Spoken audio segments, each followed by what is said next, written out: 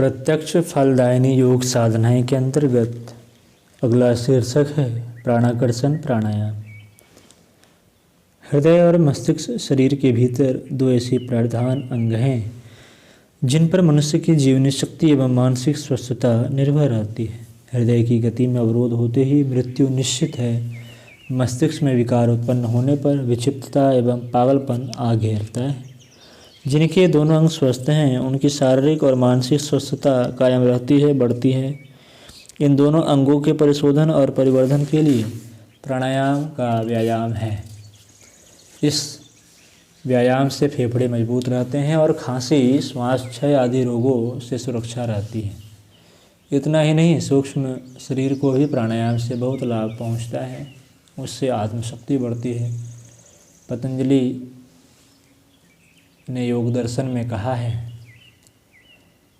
धारणासु च योग्यता मनसः, अर्थात प्राणायाम से मन की एकाग्रता होती है। चंचल मन को वश में करने के लिए प्राणायाम का हथियार बहुत ही उपयुक्त सिद्ध होता है। वे और भी कहते हैं कि ततः क्षीयते प्रकाशावरणम, अर्थात प्राणायाम से अंधकार का आवरण क्षीण होता है। हृदय में अज्ञान और कुविचारों के कारण एक प्रकार का अंधकार हो जाता है। प्राणायाम से आत्मज्योति का प्रकाश जगता है और इससे इस अज्ञान का नाश होता है। प्राणायाम की सुगम क्रिया। प्रातःकाल नित्यक्रम से निवृत्त होकर साधना के लिए किसी स्वच्छ शांतिदायक स्थान में आसन बिछाकर बैठिए। दोनों हाथ दोनों घुटनों पर रखिए। मेरुदंड सीधा रहे। नेत्र बंद कर दीजिए। फेफड़ों में भरी हुई सारी हवा बाहर निकाल दीजिए और धीरे धीरे नासिका द्वारा श्वास लेना आरंभ कीजिए। जितनी अधिक मात्रा में भर सकें फेफड़ों में भर लीजिए। अब कुछ देर उसे भीतर ही रोके रहिए। इसके पश्चात श्वास को धीरे धीरे नासिका द्वार से बाहर निकालना आरंभ कीजिए। हवा को जितनी अधिक खाली कर सकें कीजिए। अब कुछ देर श्वास को बाहर ही रोक दीजिए, अर्थात बिना श्वास के रहिए। इसके बाद पूर्वक वायु खींचना आरंभ कर दीजिए। यह एक प्राणायाम हुआ।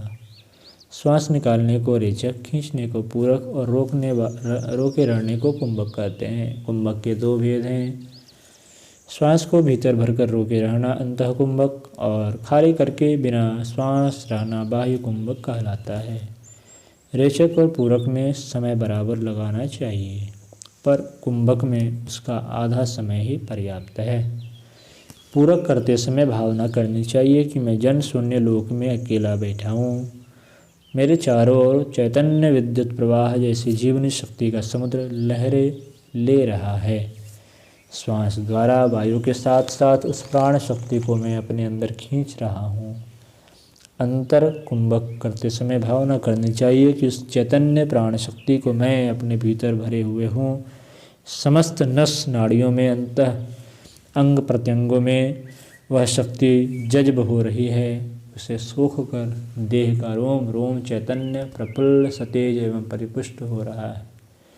रेचक करते समय भावना करनी चाहिए कि शरीर में संचित मल, रक्त में मिले हुए विष, मन में धसे हुए विकार श्वास छोड़ने पर वायु के साथ साथ बाहर निकलते जा रहे हैं।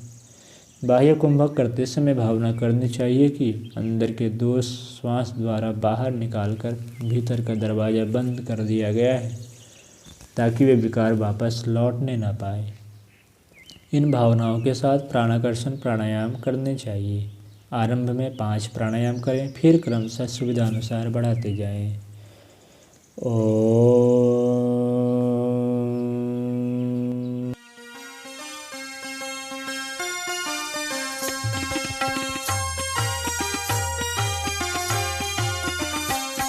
चलो गुरुदेव के सपने सजाने की शपथ ले लें। चलो गुरुदेव के सपने सजाने